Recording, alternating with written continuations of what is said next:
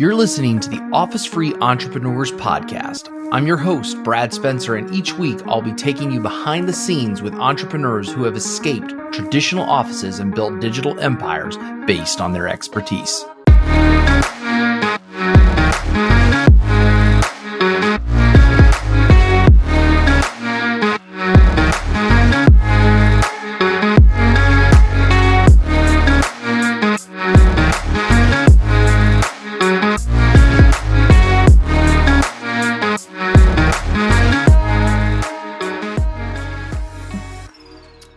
All right, everybody, welcome to the Office Free Entrepreneur Podcast. I'm here with one of my really good friends. We've known each other for probably a better part of a decade now, Dan Anton, who has an interesting background, is a veteran Army officer and runs 2 online businesses. So, Dan, tell me about your online businesses and tell everybody that let's listen to the episode what you do and how it makes a dent in the world.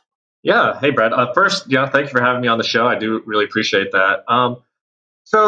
As far as what I do online, I kind of classify myself as an entrepreneur when someone will ask me what I do. But it really boils down to software. So I like to kind of find these niches that people have problems with that they can be solved with software, because I find it to be very scalable.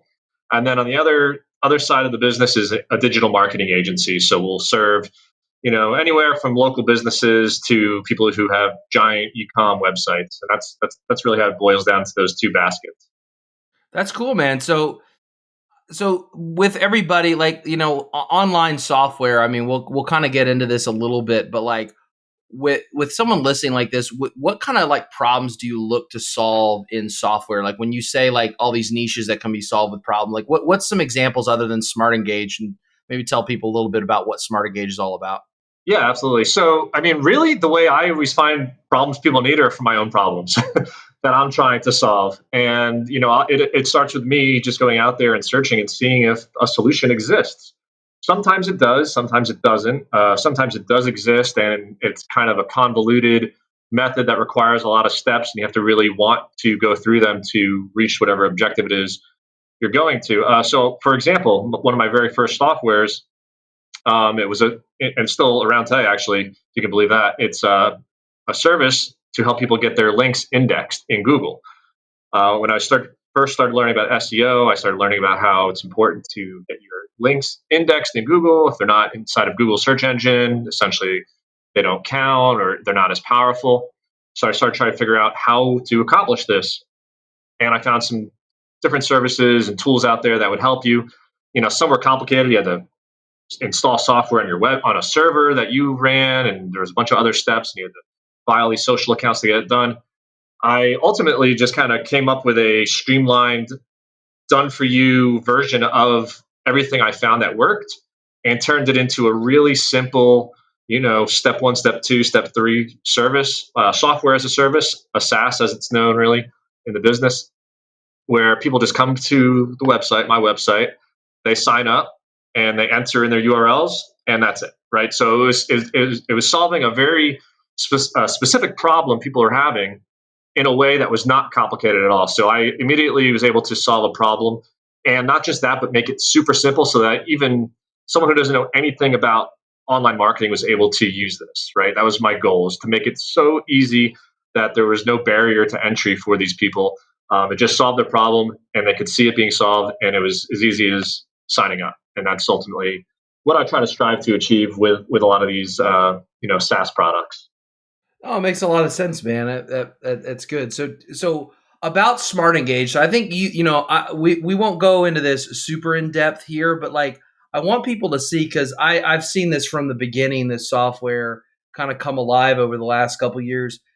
For just a minute, what makes Smart Engage a little different for business owners? Because a lot of people listening are owning businesses and stuff like that. So I think what you guys kind of do with it is pretty cool and really helpful for a lot of people. So I'll give you a drop a little swag on Smart Engage. Yeah, no, I appreciate that. Yeah, Smart Engage is my baby, and that was me going up against the big 800-pound gorillas that are already out there that are handling things like just email marketing, right? So my focus when I what set out to go for or to create Smart Engage was first and foremost, I wanted it to be a very powerful email service provider. So I didn't want to just be a jack of all trades. I wanted to excel at each individual communication platform. So Smart Engage, just to let everyone know, it's an engagement autoresponder, and that's just a fancy way of saying that we handle email marketing, Facebook Messenger, web push notifications, and we're actually about to launch our SMS feature. And all of this allows for cross-channel communication. So you could do cool things like send someone an email and wait a day later and check, did they open the email? If not, maybe I'll send them a text message, right? So this is really valuable for businesses. They can see that. And we do cool things like share pre-built sequences with business owners so that they can get more reviews for their Google My Business. So we have a sequence that goes out for 30 days, basically, that all of our clients get.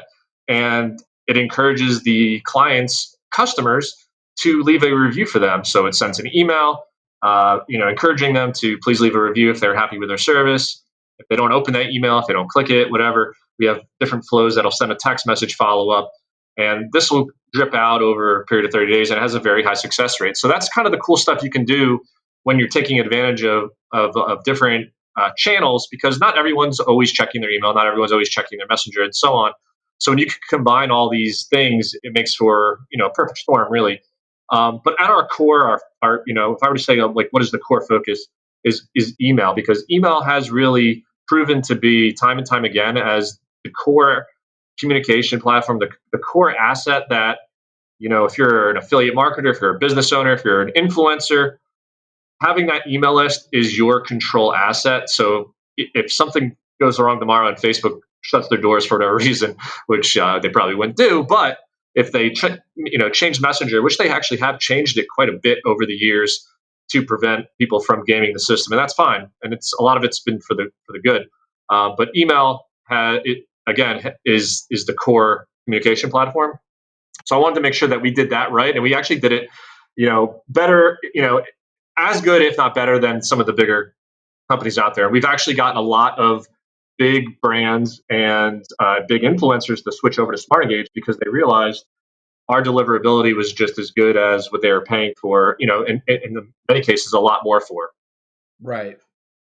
That makes a lot of sense. I mean, that I always like sharing that and telling people about that, because that cross-channel focus is a, it's not just hitting people one, and in the internet's going more and more mobile as time goes on. So having those other communication channels is pretty much requirement after a certain point, if not already, pretty darn close to being soon. So that's pretty cool to see how that's evolved over the years.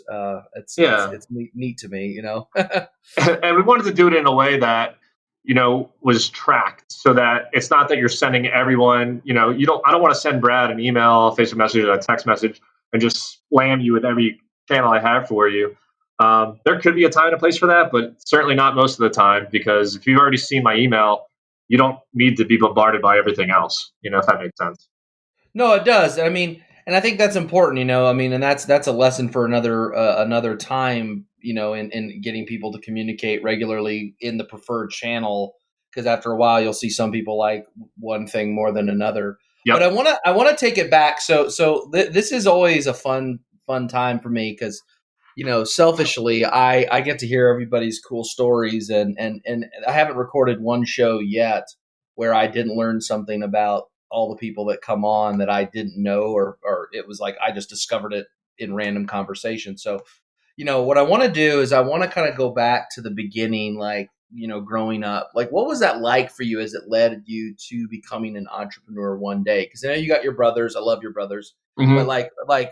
what was that like growing up for you, and how that led you to becoming an entrepreneur? I grew up fairly, middle class. Nothing crazy. I didn't really want for anything, and I certainly wasn't, extremely wealthy or anything like that. We did well. My dad, he actually he was self-employed. He worked for himself. He would write advertisements for newspapers and do phone sales for himself as well. He was kind of, did a lot of different things in the marketing arena. Growing up for myself, I never felt like I really had a lot of, you know, like pull and direction to what I absolutely knew I was going to do with my life. But I guess I just in a way appreciated the fact that my dad did have all this freedom. Sometimes he'd be home, you know, at like 1 o'clock, at lunchtime, and he'd be done for the day. And I was like, okay, I didn't really think too much of it as a kid. But when you grow up, you start to appreciate, not having to be in that rat race of the 9 to 5, kind of lifestyle. So it was pretty cool because he got to go to all of our games for sports and stuff, and he would even come to a lot of our practices, which actually I didn't really enjoy that too much because he was pretty strict, and I felt very nervous all the time.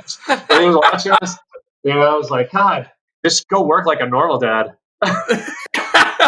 But you remember that now, like, now that you're older, you're like, oh, thank God he did, Yeah, no, it was good. No, that's Yeah, so that was always kind of in the back of my mind. I always had that thought, like, it's cool to work for yourself.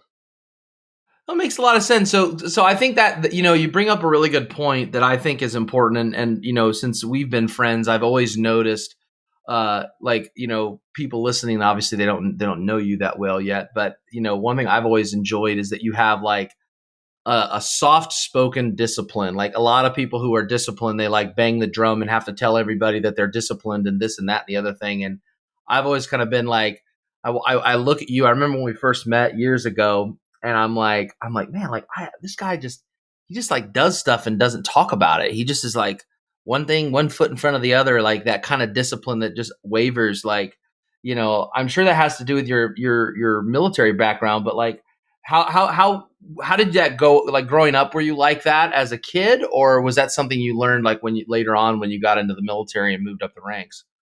I think actually that was just kind of my personality where I never liked to, I guess I just didn't really feel comfortable, talking about myself or, being that person. And I kind of remember my dad telling me, speak softly, carry a big stick, Teddy Roosevelt, right? Um, Yep.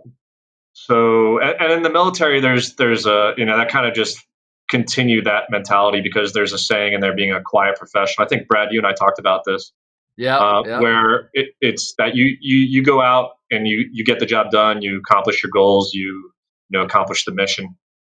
But if the second you start talking about how awesome you were doing it, it kind of devalues it, at least in my mind, and that's just something I've always taken with me. No, it makes a lot of sense. So kind of, flash forward growing up, I know, how you got into the military in high school, but like, I know you wanted to go to college and stuff. So how did you end up, what's that story of transitioning from like high school, graduating, and then going to college and then joining the military? Because I know that's a pretty neat story. I enjoyed that story when you first kind of told me the rough like journey, how that kind of came about. So why don't we Yeah. talk about that for a little bit? Because I think that's a really key pivotal point in your journey in business as well. Yeah, absolutely. Well, let me back up a little bit then, because in high school, I was fortunate where the internet was becoming a thing, right? Right. I was born 1980, so you can kind of date me there. But 1994, 95, I remember being on AOL, and even before that, actually, probably like 1993, I think is eWorld for Apple. So if anyone's ever been on that, it's like way back. Then we got on AOL, right? And it was probably 1995 where I started talking to a buddy of mine in high school, and we would go in these like video game chat rooms and stuff, and people were trying to find these hard to find video games. And there was a store in New Jersey where I grew up called Funkoland, and they were notorious for having all these old like arcade games, like they had everything. They had retro, they had new stuff, they had pretty much all kinds of stuff, and they had these books where you could order from their other assets. So our business model was super simple. I built a free website on Alta Vista, I believe is what it was. Oh man, you're going real old school. Yeah, I like to joke that I was I had a video game website before GameStop or any of these other companies did. Right, so we had. Slacking, man, slacking. You could have been GameStop. I know, hindsight, man. So we had this website, and we might have started spam, I don't know, but we would get in the video game chat rooms and we'd let people know, hey, if anyone needs hard to find video games, we can get anything. And then of course if they went to a private message, we'd let them know, well, we're out of stock on that. We'll get back to you. But all we would do is go to the store, and we couldn't even drive at the time. We didn't have our licenses. So my friend's grandma, which I affectionately also called Graham, would take us to Funko Land. We would look for these video games. We'd buy all of our pre-orders, and we would come home with them, and then we'd package them up, and all we would do is charge $5 on top of our cost plus shipping and handling, and we didn't pay anything for gas because Scram drove us. And we started making a few $100 a month. I was just like, "Well, this is really neat. Like, you can make money online. This is kind of a neat thing." So that concept stuck with me for a long time, and I think that really planted the seed in my mind of what could be done. As a kid, I think I eventually got bored, and we stopped doing it. Funko Land shut down since then. But I remember in college, poor college student, kind of needing some money for stuff, and thinking, okay, what can I do here? You spend time online. And I did a lot of arbitrage on eBay and Amazon, where I was just looking on here. I was like, why the heck are people paying this much on this site when they could go over this site and pay for it? And I kept seeing it happen. I was like, well, I'm just going to try it. I didn't know what arbitrage was at the time. Didn't even know the word, right? And then I'm just like, I'm going to try this. So I started doing it with small products. Then I moved up to laptops and desktop computers. And, you don't make a ton, but you're making maybe $100 here, a couple hundred here. And it adds up to where I started making like a few thousand a month extra. And oh man, I was just super excited about the idea of it. And I'll tell you what, that actually took me to a whole other direction, where I was just on eBay doing research, and I saw someone selling a World of Warcraft gold guide, and it was a digital product. And this was like my first forte into digital products. Right. And I saw his listing, and it was atrocious. And he was selling a bunch, but his listing looked terrible. So I reached out to him. I asked him if I could buy the rights to resell his product, which I don't even remember how much more I had to pay for it, but he allowed me to do that. I took his product. I didn't edit it or anything. I didn't change the PDF guide. All I did was make a really nice looking listing on eBay. So I just made some nice pictures. I used cool fonts and graphics. I wouldn't say I had an artistic background by any means, but I liked design aspects. I had played around with just, building websites in the past, like I said, with my free Alta Vista site. But I knew what I liked, and I thought I can make this look pretty enough. So I put up the listing, and it was one of those listings where you can put, I forget, you could put like a quantity. So it was like, you have 100 or 1,000 of stock. And I remember being in class, and I can't remember what it was. Probably wasn't an app back then, but maybe it was email alerts. But I remember looking at my phone and just seeing like all these notifications, and I got super excited. Oh, it's PayPal. That's what it was. It was PayPal alerts from payments coming through. Oh, yes, the good old PayPal alerts. Yeah. And I was just like, what the hell am I doing in class right now? I'm making a killing on selling a World of Warcraft gold guide, and I never played a day in my life of the game. Oh man, that's cool, dude. So you're not even like a gamer of that game, no, and yet you're selling like bunches of these guides. It's wild, dude. It was just seeing an opportunity, man. Opportunity is really everywhere. You just have to be open for it and just let it come to you.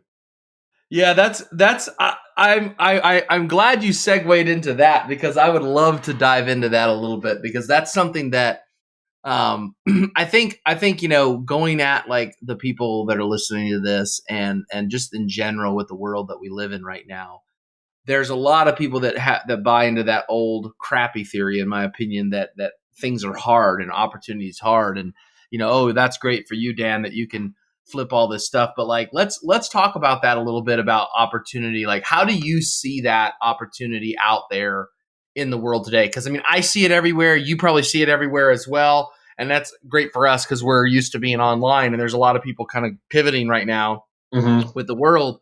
But like, let's talk about that a little bit, because like I think a lot of people have this scarcity mindset that they got to hoard like all these secret opportunities, because like if someone else sees it, like, oh my God, like I'm never going to make any money. And I've heard so many people say that to me over the years, and I just got to like shake my head and walk away, because I'm like, there's not enough time in the day to convince people that that's not the way the world works. Yeah. So what are your thoughts on that? Well, I don't think there's anything wrong with being cautious, but that's not to say that you should have a scarcity mindset. Having an abundance mindset is going to set you up to at least be open for those opportunities, because the current, pandemic situation we're in, there are opportunities that have opened up. There are, for example, our agency has grown since the pandemic because there are businesses whose life and death, in terms of their business continuing to stay operational is based on our ability to market them right now. And Right. we've literally had businesses text us, email us, and say, "Thank you. You've kept our doors open. You've kept our phones ringing." Right. So Right. there are opportunities when there are, there's ups and downs. Right. So as one market goes down, another is going to go up. If you focus on the downturn of things, it's going to be tough for you to be successful because you're going to miss out on those opportunities that are there, but you have to be ready to jump on them. Of course, there were some times where you'd have clients reach out and they say, "Hey, I'm worried about this. I think I'm gonna have to downgrade." Right? That's fine. That happens as well. But guess what? Most of them have already upgraded back to their normal plans, or even gone to a plan higher than that. Right. So it's kind of just riding that wave. I think that's a good point because like you I think I will say since I've known you, you've got I think figured out that good balance between being cautious and not being too much of a blabbermouth about what you got going on while still being like open minded. Because I remember something you told me when I visited you down in Puerto Rico. What it was like the 300-meter target and Mm, the 100-meter target, and I still yeah, tell people that story about how you've got your and I'll let you explain it, but it's basically how to have to balance those long-term targets versus like the short-term targets. So maybe you could like give people a little bit of background about that kind of story and tell people what you shared with me maybe yeah. about that. Well, for any military listening, they probably understand the reference. But basically, there's a saying, at least in the Army, where we'll tell people, "Hey, 50-meter target," and that's just saying, that's your close target, and the reference is to qualifying on your M16 or M4 at the rifle range, where you have a 50-meter target, a 100-meter target, 150, 200, 250, 300, right? So when the 50 pops up, it's a very quick pop up. You don't have a lot of time to hit it. So when it pops up, you got to shoot it right away. And it's so close and it's so big that it's right there in front of you. Just put your dot on it, pull a trigger, and don't overthink it, right? So it's boom, 50-meter target, it's down. The 300-meter target pops up, it's up a little bit longer, you got a little more time, right? But if you see two targets pop up at the same time, which is what can happen on the range, you always shoot the close one first, and then your farther one back second, just for exactly the reason I just told you. So in terms of business and everything else, you kind of have to prioritize what you're working on because it's very easy to get sidetracked, with a bunch of different projects. All right. That's why I always organize my schedule, my calendar. I know what I'm working on today. I know what I'm working on next month. I know what I'm working on 3 months from now, right? Quarterly goals, even annual goals, so you kind of work backwards. Backwards planning is another big principle in the Army where you think about your outcome that you want to achieve and you work backwards from that to figure out what all the steps are that get you there, right? So you can't, if you're just going day by day and with a very lofty idea of what that goal might be, you're probably never going to obtain it because you really haven't properly identified all the steps necessary to get there. That makes a lot of sense, and I think that's really telling for people, because there's a lot of people that are just winging it and they don't have any goals or any kind of plan of attack about how they're wanting to go. I think there's something to be said about that, because I know that changed how I planned when you first told me that. I was like, oh, that's such a great like simplifies all the goal setting stuff. There's 18 billion books on goal setting, and it's like, oh yeah, if you just do this one thing, you'll probably be all right. Like I took a lot from that when you shared that with me. I was like, it hit me like a ton of bricks. I was like, wow, like that's a really important but such a simple idea to wrap my mind around. Like, wow, like okay, I dig it. That's Yeah, cool. it's kind of the distinction between what's a hobby and what's your business. So backing up to high school and college for me when I was arbitraging, those were hobbies, right? I wasn't ever taking it seriously. I was just having fun with it, doing it here and there. It wasn't until I got out of the military that I started, had that fear, like, what am I going to do the rest of my life?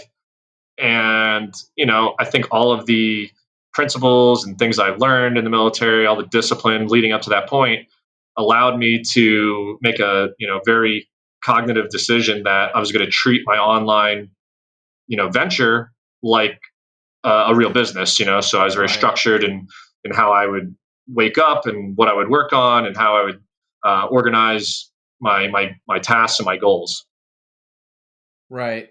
So do you want to tell people a little bit more about that? Just kind of give like a little overview of like that planning process. I mean, I know you kind of talk about quarterly goals and stuff like that. Like, what does that look like for somebody? Because I know there's a lot of people listening that they're kind of in that whole hustle and grind, and like one thing I noticed about you, you can work like that when it's necessary, but most days you have the perfect blend of like lifestyle but still discipline getting things done. So what does that look like on an average day? Let's kind of get tactical for a second so that people can kind of use this, because I think this is something that you do that's really impressive in my opinion, because it's so simple and yet it's so flexible. Like you can flex if something happens, you can bust out a 12-hour day if necessary and then go right back down to like a more steady Eddie kind of schedule. Yeah, no, it's funny you So say that because when you're working on something that you're passionate about and you have, you're just feeling it, you're just in this groove. Those long days don't even feel like that. You're just kind of in a flow state where you're everything is going exactly the right way. You're not getting tired. I mean, it doesn't happen all the time. Sometimes things are a bit of a grind and you have to push through. But when you're on the right track, I've noticed that at least for me, I feel like I'm in this zone of accomplishing something important. Like I just know that it's going to be successful before it is, and that usually is, I don't know, it's just a feeling. It's kind of hard to quantify that.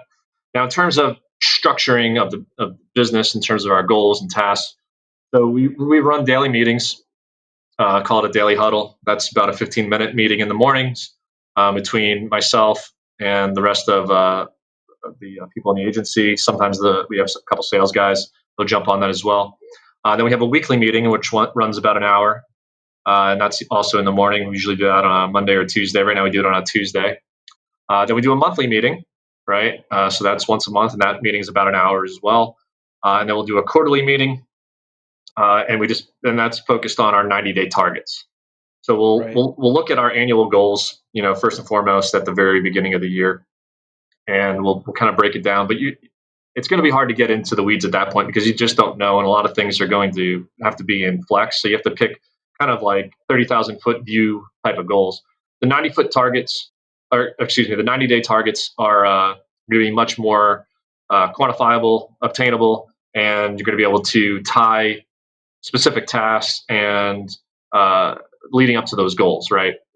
So Right. the way it works is basically your monthlies are supposed to get you to accomplish your quarterlies.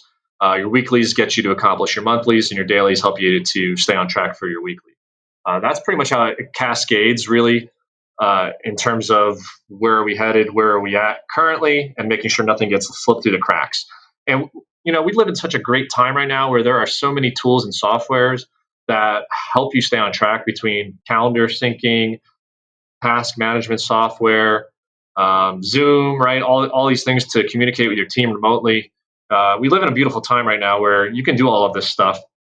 Where I always joke with people, like before the internet, it was pretty tough to get out of your status, your status as wherever you were in life. You had, outside of getting into like an Ivy League school or something, it was pretty tough to get outside of your tax bracket.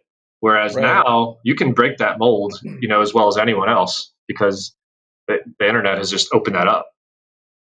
Yeah, and I think a lot of people miss that, man. I mean, they get stuck in these old paradigms of like you have to do it this way or that way, and it sounds a little cliche to you and me because we're so used to this. But like, I'm thankful beyond words. Like some of the lessons I've learned this year. Like I thought I was flexible before.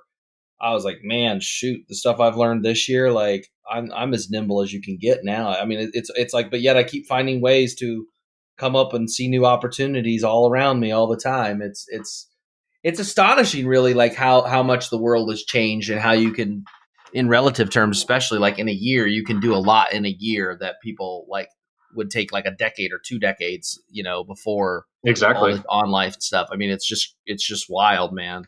But that Um, that also, can be a problem because, you know as well as I do that people get the shiny object syndrome, or just you get bored of an idea, or you think you see another opportunity over here and you forgot about the one you're working on. I mean, if you were to ask me, like gun to the head, what is the most important thing that you need to have to be successful, online in business, it would be focus. right? It's Right. 100% focus, because without that, you're just going to be treading water instead of actually getting to your objective. Yeah, and I think when you say focus, you have a much more useful definition than everybody else, because like you can do a lot of things. Like you've done a lot of things, from building websites and making things look nice and coding and computer stuff. Like you have all the reasons in the world to not focus if you wanted to. Like if you wanted Mm-hmm. to be completely scattered, you have that. One of my friends, Brad Costanzo, he says he's like, it's sometimes great to be able to do everything, but other times it makes it that much harder to focus when you can just install the WordPress site, or you Yeah. know you know fix this little HTML problem on a web page rather than wait for it, and then you end up working on 1,000 things all at once and get nowhere. So with focus like that, how do you keep yourself from losing that focus? I mean, is it just like repetitions at this point and you've done it? Because you are incredibly focused, and yet you have more than most. Like you've done more than most. Like you've had a lot of, I mean, you obviously have two businesses now, but you've done a lot of things over the years. So what does that look like for somebody? Because I know a lot of people struggle with that focus on running one business at once. What are your thoughts on that? Yeah, no, I've been there as well, and it's you have to make it a conscious effort, because just like you said, Brad, where you think sometimes, well, I can just do this better myself, or I'll just do it, it's easier, And I got caught in a, just as an example, I got caught in a pattern of doing some repetitive tasks over and over and over again, to where I was actually just getting really like stressed about it, and I was like, what am I doing? So I sat down for an afternoon. I made a video, wrote out the SOP for the standard operating procedure for how to do that, and I gave it to, it was either my VA or I hired another one. I can't remember. And then it was off my plate, never to be done again. And I remember the next day thinking, why the hell did I not do this already? Like it just freed up so much more of my time, because ultimately, as an entrepreneur, as a business owner, you don't want to be thinking about tasks. You don't want to be task based. You want to be big picture based. Yeah, and it's hard to do that if you get caught in those little mundane details. But I'm guilty of it as well sometimes, where I was just like, well, it'd be faster. I'll just do it myself right now. And then the next day, oh, I'll just do it again, and I'll just do it again, and I'll do it again, and then eventually it's like, stop it. Just you have to. If you can't outsource something like that, then it's probably not worth doing, because it's going to be impossible to scale. And if it's not Right. scalable, then you kind of need to shift focus anyway. Because if you can't scale something, then it's just It's a it's job, it's a right? job. It's Yeah, exactly, and it's not going to be long lasting. Yeah, I think that's an important thing. I'm glad you brought that up, because that's a good benchmark. I know I struggle with that a lot myself, because the story that I tell myself is so much of what I do is consulting or deal making or things like that, and I tell myself, oh, like nobody can build relationships like I do, nobody can do, and there's some truth to that to a degree, but like I just as you were saying that, I thought, like, yeah, I came up with something that popped into my brain about how I could automate some of my reaching out and like having friends introduce me to their friends. And it was kind of something you said about the businesses sending Hmm. messages based on the situation. I was like, oh crap, like why didn't I think to do that? Like I was like, I got to sit down and draw that out on like a 3x5 card when I get off here with you. I'm like, oh, I never thought to do it that way before. Yeah, So it's all. you definitely have like your secret power, right? Like it's going to be hard to capture what you do, Brad, and outsource all of it. But like you said, you probably could maybe outsource the initial introductory part of it, phase one, right, before they even come into the phase two part with you, because there are things that you can do better than anyone else that you just can't really recreate. Yeah, I mean, I think that's the thing. Like, I mean, I'm a big believer in outsourcing. I think Dan Sullivan. I don't know if you've heard of him or Yeah, not, but one yeah, thing yeah. he said, he calls it like the unique ability thing, and he tells people you can. He's got a book launching right now, like Who Not How, and that's one of my kind of core ideas. Is like I don't. A couple of years ago, I learned this, and then in the last year or so, I've really I've doubled down on it like 4 times. Is always asking who, right? So anytime I want to do something, I'm like, who can do this for me? Who's already done this that I can learn it from? The answer always starts with a who, not like a how, which is I think the point he's making in the book is most people are very task focused and, oh, I'll just do it myself. It's got to get done, and then it's like once you realize at a certain point, it's always about the who, like getting it off your plate so you can do those couple things that not just make a lot of money, because that's not everything about life, but like Mhm. you enjoy doing, right? Because that's something too. The older I get, I mean, I just turned 35, and looking back at where my life was at 30, like my son wasn't even here yet; he was almost here, and I'm like, wow, like the world changed a lot in 5 years, like both in the outside world and in my world, and I'm like, man, experiences and people for me at this point, like if you're just from that one thing alone, like getting rid of stuff so you have more time to have experiences with people you care about, because you're really big in that too. I mean, you have a lot of fun, and you guys would travel a lot and all that sort of stuff, and I think a lot of people would be jealous, but I think they don't see the work that went into designing a lifestyle that worked to enable that, make it easy to do that, so you have those free time when you have time to go out and travel or go to a restaurant or go to the beach for the afternoon or something like that. Oh I think that's yeah, something a lot of people don't miss out on. that's true. Because people they see they see you living where you live, or they see you having a vacation somewhere, you're on a boat or whatever. They don't see the time that you were up at 2 in the morning because the server went down and you didn't go to bed for like 48 hours. It's like there are those days where you really earned it, but that's just paying your dues, I guess. Well, I mean that's that. In an emergency, that's one thing. But I think what I'm really getting at more than anything is like you have structured things to basically. It's almost like buying your time back. Like you take your money, you invest like an hour to Hmm. save like 20 minutes a day forever, and then after a while that adds up. I call them lifestyle dividends. I actually own a domain like that, and Nice. I call them lifestyle dividends because you can like the time just keeps rolling over, like 20 minutes today, 20 minutes tomorrow, so on and so forth, and the ROI in terms of time saved is huge, and then you can compound that. And my nerdy finance brain, it was like thought I was like, oh crap, I could do like dividend investing like time, not just like with dollars and like dividend stocks. Oh yeah, no, I'm a huge proponent of work up front that kind of sets you up to not necessarily coast, but you do a lot of the hard work up front, and then you reap those rewards for a long time to come. So you set up the structure, you set up the if it's a software, you build that's hard up front to get it to launch. Everything leading up to the launch is very difficult. You finally do Right. launch it, and then a lot of it is just maintenance at that point. Same thing with a digital marketing agency. It takes a lot to get a prospect from being interested to becoming a client, and then the setup in month one takes the longest. If they need a website, if they need on page SEO, off page, right? A lot of it's going to be in month one. You've set a huge foundation up front, so it's a lot of time invested. But then it gets a little bit easier month two, month three, month four, and then after that, you're maintaining a nice relationship. And I'm just a big fan of working hard up front, followed by maintaining it. No, that's a good thing. So we've been jamming for a while, and I want to talk about this because I think this is kind of like the public service section of our chat.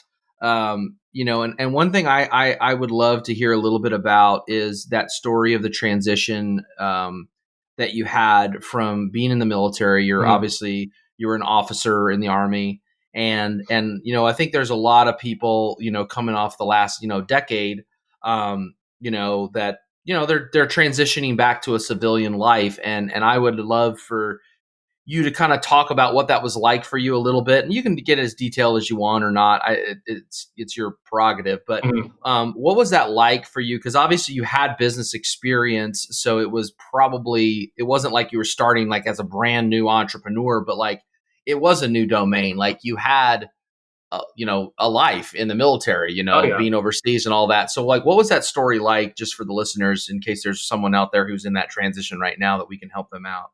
yeah. So yeah, I mean, I spent 10 years in the army as as an officer in the infantry, right? So the infantry is not a lot of skill set there that transforms into the civilian world outside of like a security position. Now, granted, I was an officer, and a lot of it is kind of equates to a managerial type position. And Okay. I think I would have been fine getting like a corporate job. I mean, there were headhunters that were trying to contact me as I was getting out and that kind of thing. But I went to a few job fairs and thought about it, but I think I just remember coming home late at night, getting on the computer, and just just thinking about what to do with my life. And I remember thinking to myself, like, I wish I just could have freedom to do, to work from home. That's all I wanted to do, just be able to work from home. Right. And then I started just researching how to make money online. Really, it was like what it came down to. Started making a few AdSense sites, Google AdSense sites, and they started making some money. Nothing crazy. Um, and I started slowly deciding. I was having this conversation in my head, like, all right, I think I'm going to do this and not go to the corporate world. How long did that take to build like that? What was the timeline roughly for you to be like, I'm out, I'm freed? What are the DD 214? I don't know if officers get those, but you got that, you're out, and you've got these Mhm. websites going. What was that timeline to transition to where you were able to like pay all your bills and like make a living, right? Like it's not Yeah. just a hobby at that point, but it was enough to live on and all that kind of stuff. Well, here's what happened to me, Brad. I don't know if we talked about it or not. I was injured in my last deployment to the point where they were going to move me out of the infantry into the Signal Corps, which the Signal Corps is based on like satellite communication, that sort of thing. So actually, I consider that because I know there's a lot of good jobs for people who do that sort of thing. Right. While this is a long process, right? So it was like, okay, I'm either going to have to get out because I can't do my job in the infantry anymore, which is very tough on my back, Right. or I could go into the Signal Corps and sit at a desk. And I told myself, I was like, I didn't join the army to sit at a desk. I always thought that if I were to do something like that, it would be for myself. So it was about a 6 month process of me knowing that I was either going to have to get out or join the Signal Corps. And then during that process is when I started discovering the world of online marketing and that sort of thing, and started building AdSense sites. I started making a little bit of money. I very You were quickly, still in, so you were still in when you started making money. You were yeah, working on your sites while you were still in the army. Okay, yeah, okay, I didn't know that. I was pretty much transitioning out at that point. They were, I had decided that I was going to get out. So I just had a date, right? So I had a lot of leave saved up. I had, just whatever my retirement date was officially set as. It was about a 6 month window, maybe a little bit less. Okay, Um, so in that time, I mean, it's a short window. I don't want to discourage anyone. I think I was really lucky. In that time frame, I was able to identify an opportunity that people were asking for. Like I said, people were asking for a problem to be solved, and I tried to solve it myself with the rudimentary computer science background I had, which I couldn't do. So I started figuring out, how do I hire people to build code for me, right? So I found a guy on Freelancer. I think it was freelancer.com back then. And the first guy I hired, I pretty much sunk in a lot of my savings. I mean, you could save so much in the military. You don't get rich by any means. So I sunk in about half of what I had saved up in building the software, and it was a huge blow because he ultimately didn't build it the way I wanted him to, and it was kind of messed up. And I was trying to.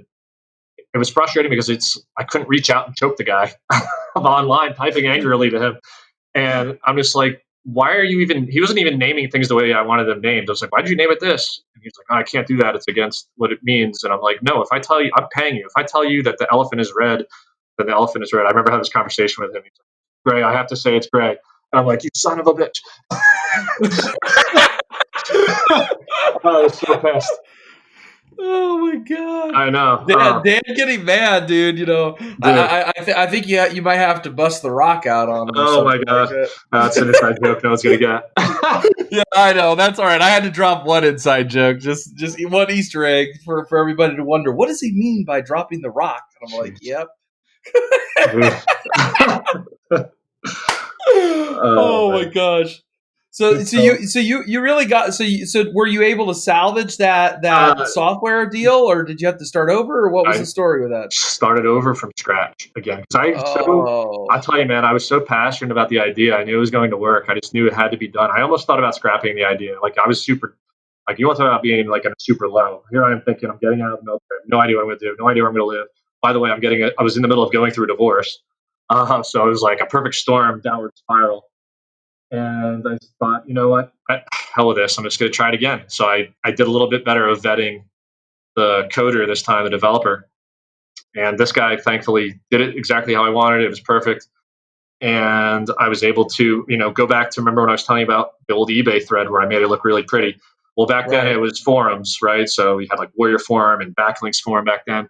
I posted a few few sales threads in there and gave out a bunch of review copies. I just understood like how, I don't know, I think I understood the idea of marketing and to give things away to gain buzz. Like, I mean, these aren't groundbreaking ideas, but I leveraged them, got a bunch of people to give really good reviews. Well, they didn't give good reviews. They were happy to give the good reviews because they were getting results.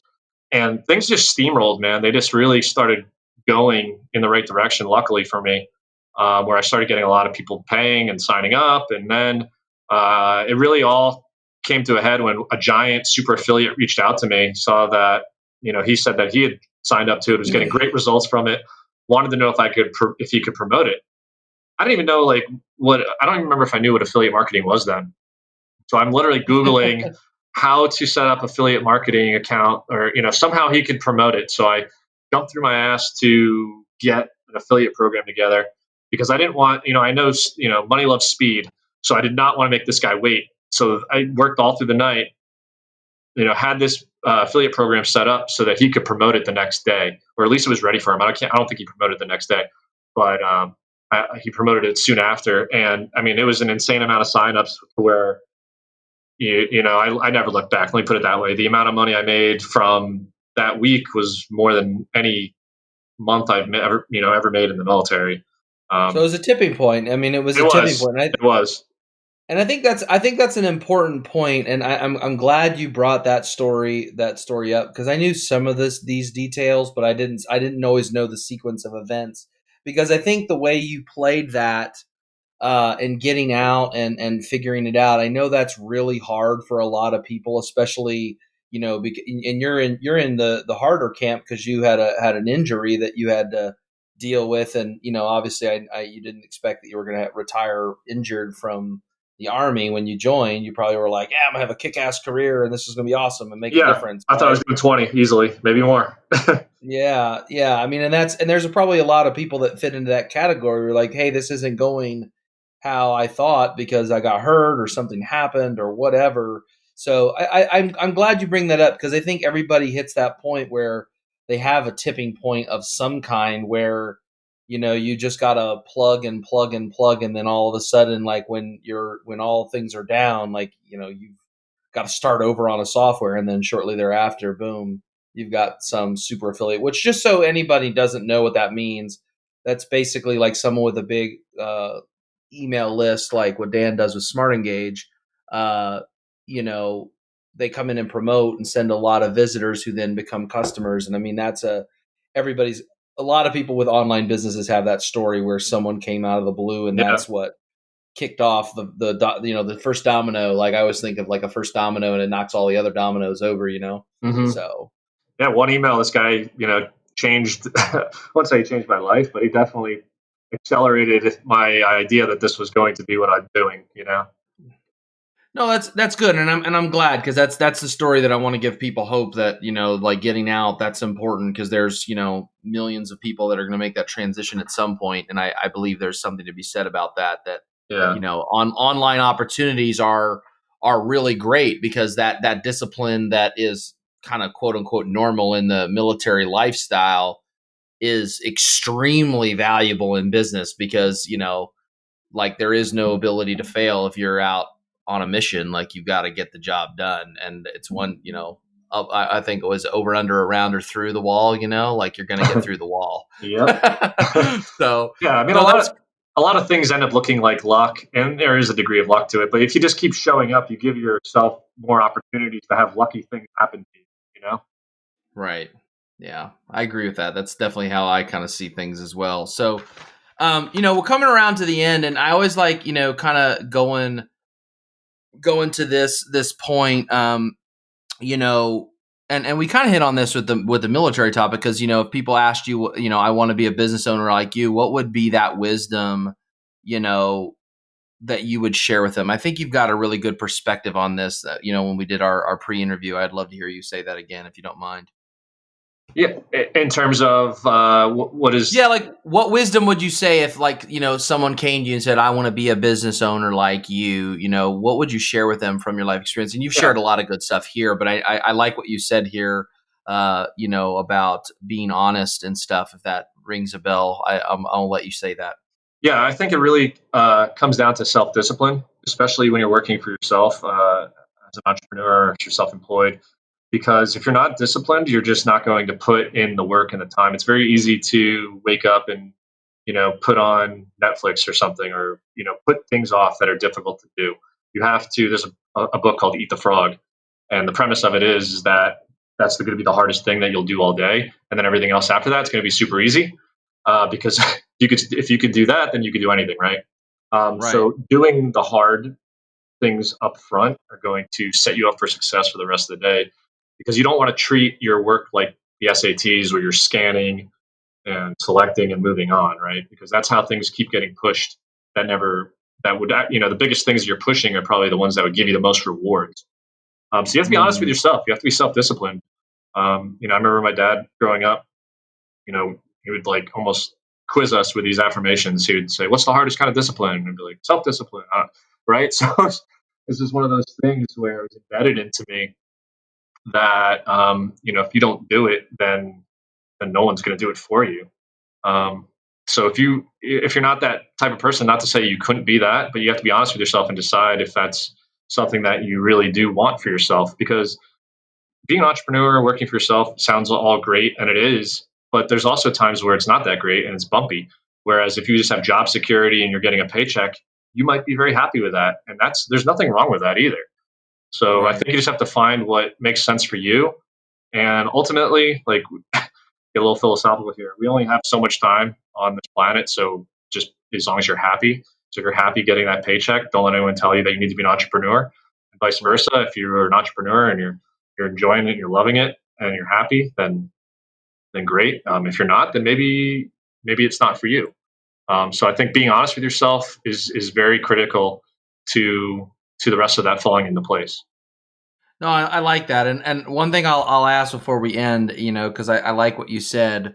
Is there anything you would do over with what you know now? And I love this answer as well because it's kind of how I think about life in general. I don't live a lot in the past as far as that goes. So, what would you say to someone if there anything you would do over with what you know now? I think about that sometimes, and you sometimes think, oh, if I'd only done that. But then ultimately, I always say, you know what? I think I am exactly where I'm supposed to be due to all the decisions up till this point, and I'd be scared of the butterfly effect of removing anything from my life that I currently have, which I'm very thankful for and grateful for my wife, where I live. My family, my business partners, right? Sure, you could have visions of grandeur where, hey, I wish I had bought Bitcoin when it was 11 cents in college, and my buddy told me to start a mining company. But then it's like, well, who the hell knows? I might have let that go to my head and gone to Vegas on a bender, hit it all on red, and killed myself. I don't know, right? Like, Right. you just don't know what those consequences could be. So I don't like playing that game really. When if you were to ask me if I would do anything over again, no, I would No, 100% say no. I like that. I think that's the healthy way to look at life is that wherever you are is I don't know how I believe in destiny or anything like that, but I always think like you're happy, you're healthy, and even if you're not, and there's things that are not, you can make different choices, and things will change a lot quicker than people think they will once they decide to make different choices. So if where you're at's not now, you can just make different choices, and the rest of it's experience, right? Yeah, if you look at your life where you currently are through, you're looking at it through a keyhole because you just don't know. If I were to have this conversation with you, Brad, when I was at that 6 month window when I was getting divorced, and the first guy had just freaking told me that the project was no good, or he basically screwed me. I might have had a different answer for you then, right? Right. So I might have said, well, I wish I didn't hire this guy. But guess what? If I didn't make that mistake, who knows that it would have been as good as the second guy did it, right? Right. So those are things that you can constantly play with, and that's why I just like we said, No, I like it, dude, and that's a good spot for us to end, man. So I appreciate you for carving out the time to chat with me, and I hope everybody enjoyed this episode. And I'll see you. I'll talk to you real soon. All right. Thank you, Brad. Always a pleasure talking to you, and I appreciate you having me on. And next time we'll fill people in on the Rock reference. Episode 2, we're setting the stage. You put the open loop like the Marvel movies, man. All right, man. Talk to you later. All right, man. Thanks. Bye. You've been listening to the Office Free Entrepreneurs Podcast. For show notes, extras, and to get the $1 Million Backpack book, where we give you the blueprint to escape your office, visit escapeyouroffice.com.